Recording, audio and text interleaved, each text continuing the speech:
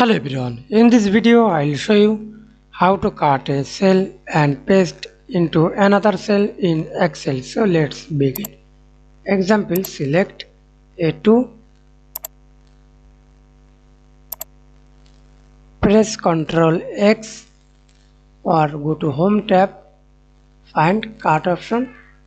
Then example will click D2 or D1, press Ctrl V. Again apply the same process. Use hold Ctrl, press Ctrl X,